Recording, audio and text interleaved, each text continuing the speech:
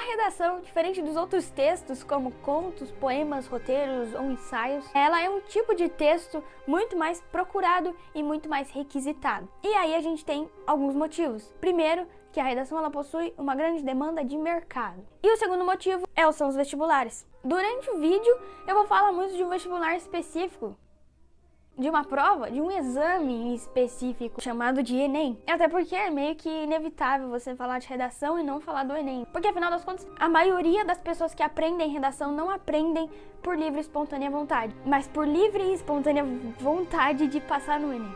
É meio diferente. E aproveitando que eu falei de Enem, eu gostaria de fazer uma observação que eu acho que vai contribuir para todo o aprendizado no restante do vídeo. Essa prova, ela é formada por questões, em sua maior parte, de múltipla escolha, né? Então a gente tem lá 90 questões no primeiro dia de múltipla escolha, mais a redação. Não é uma história assim? Eu acho que é uma história assim. Acontece, gente, que uma característica dos vestibulares em comum é que eles não são inovadores e nem revolucionários. Eles não são inovadores porque todos os anos eles sempre vão falar dos mesmos conteúdos, eles sempre vão requerir os conteúdos do ensino médio. E em segundo motivo, eles não são revolucionários porque quando você faz um vestibular, você não tem que pensar na parte de múltipla escolha, você não tem que pensar em nada novo. O que você faz é pegar ideias já existentes e aplicá-las ali com o seu xizinho. Só que daí tem a redação. E a redação talvez seja a parte mais temida, porque diferente de todo o restante, de todas as 90 questões, é a parte que você tem que de fato pensar em alguma coisa. Você tem que de fato pensar de maneira crítica, senão a sua redação não vale de nada. Começando aqui então, a redação ela é um texto dissertativo, argumentativo, como eu já disse, que afinal das contas, quais são as características de um texto dissertativo?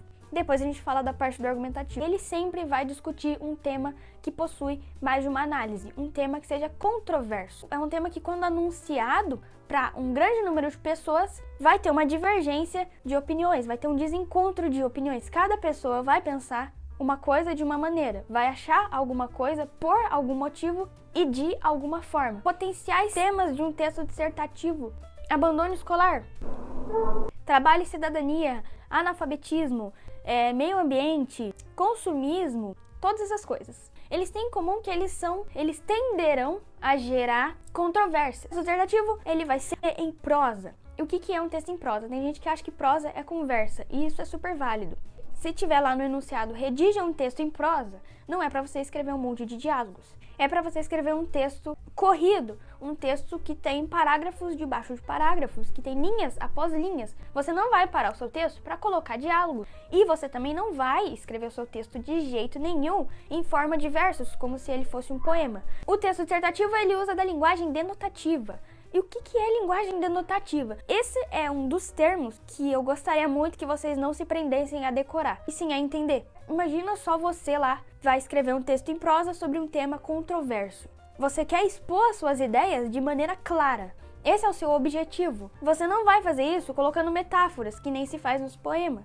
Você não vai fazer isso deixando coisas implícitas entre as linhas. Então, a linguagem denotativa, ela nada mais é do que a linguagem clara. Linguagem que não tem metáforas. Que não tem metáforas para se expressar alguma ideia. E outra coisa também no texto dissertativo é que ele é escrito em terceira pessoa.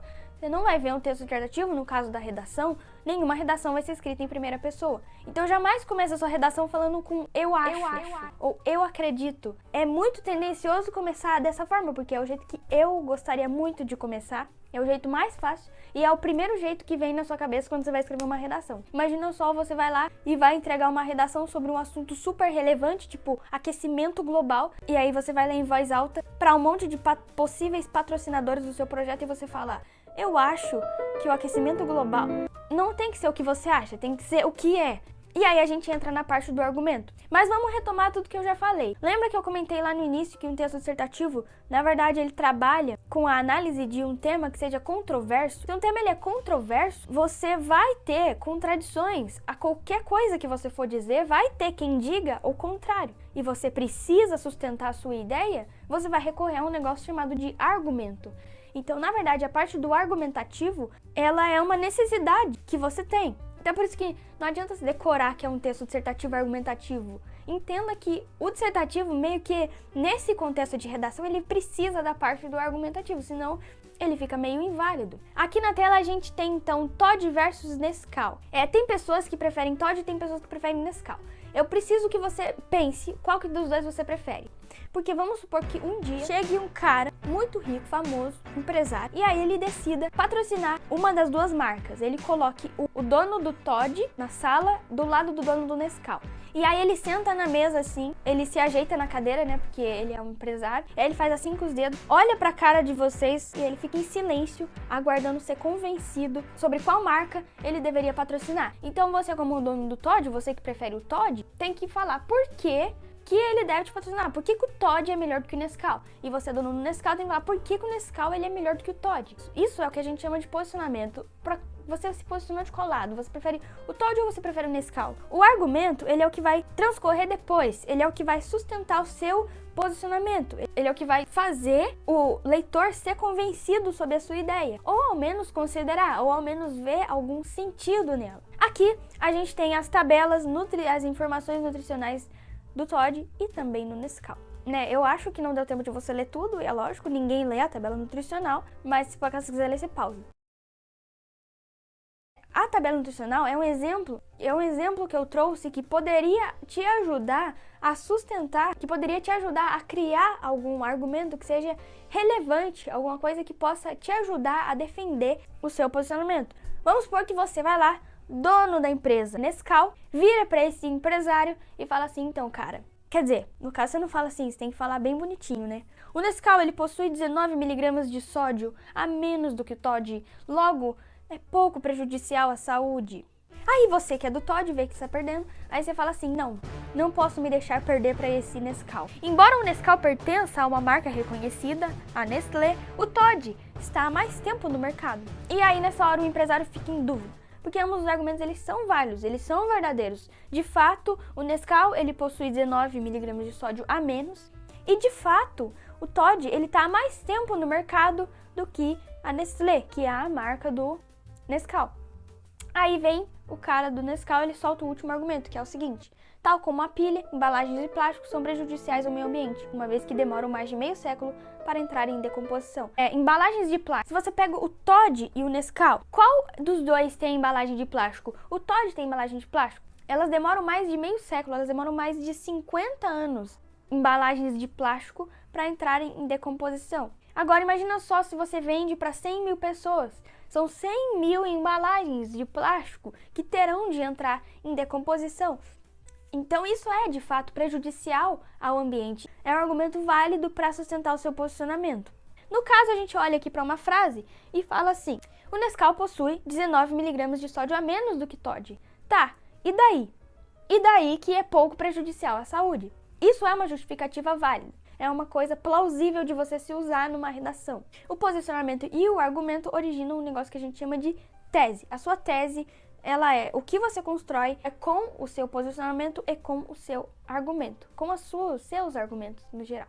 Afinal das contas, gente, agora vamos falar sobre a estrutura da redação, né? Mais do que você pode escrever qualquer texto na estrutura de uma redação, mas não necessariamente esse texto vai ser de fato um texto de redação, só porque segue a fórmula da estrutura. Então a redação ela é a junção de tudo isso que eu expliquei anteriormente com a estrutura, que é o que a gente vai ver agora. Uma observação é que os nomes, eles são bem autoexplicativos. Então, assim, eu vou falar introdução. Qual que é a função da introdução? É óbvio que é introduzir. Depois a gente tem um desenvolvimento. Qual que é a função do desenvolvimento? É óbvio que é desenvolver. E por fim, a gente tem a conclusão. Qual será que é a função da conclusão? Só que vamos voltar do começo, né? A introdução, ela é o que vai introduzir o seu texto, né? Introduzir o tema do seu texto. Vamos supor que o tema seja abandono escolar. Na introdução, você tem a função, você tem o objetivo de dar uma noção para o leitor o que é o abandono escolar. É você explicar de uma maneira em que você já tendencie a sua explicação à sua tese, que é o que vai ser colocado no final. Lembra o que é uma tese? Eu espero que vocês lembrem. Duas coisas serão essenciais, a contextualização e a tese. Seria ótimo se eu pudesse escrever para vocês em algum lugar que não seja na hora da edição, mas imagina só um texto dissertativo aqui em toda a sua estrutura. Aqui a gente tem o primeiro parágrafo do texto dissertativo, ou seja, a introdução. A maior parte dele você vai estar contextualizando. No final Nas linhas finais, ou melhor, na linha final, é aconselhável que você não demore muito mais do que uma frase, é onde você vai colocar a sua tese. E é importante que você faça isso usando uma frase, no máximo 2, porque aqui não é o momento de você explicar a sua tese. Isso você vai fazer no próximo parágrafo, que é o quê? O desenvolvimento. E qual que é a função do desenvolvimento? Além de desenvolver, que meio que o nome já fala, é ali, esse é o momento que você vai você vai colocar todo o seu argumento. Tudo que você pensou e que você trabalhou, você vai colocar lá no seu desenvolvimento. No caso do desenvolvimento aqui, então, ele basicamente é dividido em 3 partes. E eu vou tentar deixar ele bem simples. O primeiro de tudo, ele é o tópico frasal. O tópico frasal, ele é o que você quer dizer. Você acabou de sair do parágrafo de introdução, você precisa agora desenvolver a sua tese que você já apresentou lá em cima. Não é uma fórmula, você pode começar de outro jeito? Pode começar de outro jeito. É uma sugestão para que fique entendível. Depois a gente tem o desenvolvimento do tópico, que é como eu posso comprovar isso. Na prática, o que eu quero dizer? Eu quero dizer que Todd é melhor do que Nescau. Como eu posso comprovar isso? É onde você vai colocar o seu argumento. Agora, a terceira parte do seu parágrafo ou dos seus parágrafos de desenvolvimento é o fechamento dessas 2 ideias. Beleza, o Todd é melhor do que Nescau. É o que eu quero dizer. Como eu posso comprovar isso? Eu vou comprovar isso falando que o Todd está há mais tempo no mercado do que o Nescau. Qual que é o fechamento? Logo, a marca Todd, ela torna-se mais confiável. Por fim, a gente tem a conclusão. Na conclusão, você vai fazer uma... O gatinho tá aqui. Bonitinho. Vai lá. Conclusão, você vai concluir. É importante que na conclusão você não apresente ideias novas. De jeito nenhum. Não vai querer na conclusão colocar os seus argumentos. Não vai. Na conclusão não é o momento para isso. O máximo que você vai fazer é retomar palavras-chave que você já colocou lá no início. No caso da conclusão do Enem, a gente tem alguns pontos importantes aqui, que basicamente o que é? Na conclusão do Enem a gente tem algumas coisas que são essenciais para você colocar. Em outros contextos, se você vai precisar colocar isso, eu não sei. A questão é que no vestibular do Enem tem um negócio chamado de proposta de intervenção. Você precisa apresentar uma solução para aquele problema. Se o problema é abandono escolar, no final da sua conclusão você tem que apresentar uma solução para isso. Nessa proposta de intervenção a gente tem aqui a ação, o agente, o modo e o efeito. O modo também pode ser chamado de meio modo. A ação, gente, o quê? O que vai ter que ser feito que os níveis de abandono escolar caiam? O agente, quem vai ter que fazer? Vai ser o Ministério da Educação? Vai ser alguma coisa? Quem vai fazer isso daqui? Vão ser os professores? Vão ser as escolas? Vão ser os familiares? Quem vai agir? O meio modo é como? Como você vai fazer isso? Por meio de políticas públicas? Por meio de mais incentivos? Por meio de uma reforma no ensino? E o efeito? Para que você vai fazer isso? Qual é o efeito que você quer? No final é o que você coloca por último. Você fala tudo isso e aí no final você encerra com para que os níveis de abandono escolar caiam drasticamente. Esse foi um final bem exagerado. Agora, gente, um negócio que é muito importante na redação é um negócio chamado de conectivos. Os conectivos, eles são palavras que eles vão unir as partes do seu texto. Não só as partes, como a introdução, com a desenvolvimento, com a conclusão, essas macropartes, como as partes que estão dentro dessas partes, como as suas próprias ideias. Conectivos, eles vão sempre indicar alguma coisa, eles vão dar alguma noção para a frase num geral. Uma noção de contradição, uma noção de concessão, uma noção de explicação. A gente tem uma lista imensa de conectivos que existe. De novo, precisa decorar essa lista? De jeito nenhum. Não vai inventar de decorar a lista de conectivo, porque isso não vai ser nada útil para você. Pode ser útil temporariamente, mas aí é mais importante do que decorar é você saber como usar eles. E você só sabe como usar eles se você praticar. A gente chega na dica final do vídeo. Para escrever redação, é importante que você leia e é importante que você escreva. Agora, quando eu falei que é importante que você leia, não quer dizer que você tenha que ler somente redações. É importante que você leia redações, é super importante. Porém, você não vai reunir um monte de redações, vai imprimir elas em um livro e todo lugar que você for, você vai estar lendo redações, porque isso não é prático e isso também não é divertido. Então, quando eu falo para você ler, é para você ler de verdade. Leia outros livros, falam sobre outros assuntos, falam sobre o que você gosta. Qualquer tipo de livro, pode ser uma revista, porque você vai ver como outros autores fizeram para desenvolver as suas ideias, as ideias deles. E aí, quando você for escrever o seu texto, você vai ter muito mais facilidade de apresentar as suas ideias. E aí, no caso, escreva.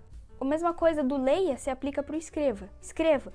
Precisa ser redação? Não. É importante que seja redação? Óbvio. Mas escrever redação, tem gente que gosta, tem gente que não gosta. Acho que a maioria das pessoas não gosta. Eu não vejo ninguém falando que, sexta-feira de noite a pessoa fala, vou escrever redações. Ninguém faz isso. Nem eu faço isso. Mas existem pessoas que gostam de escrever poemas, existem pessoas que gostam de escrever contos. Porque quando você escreve, todo o vocabulário que você adquiriu quando você leu, ou quando você ouviu, você aplica na hora da sua escrita.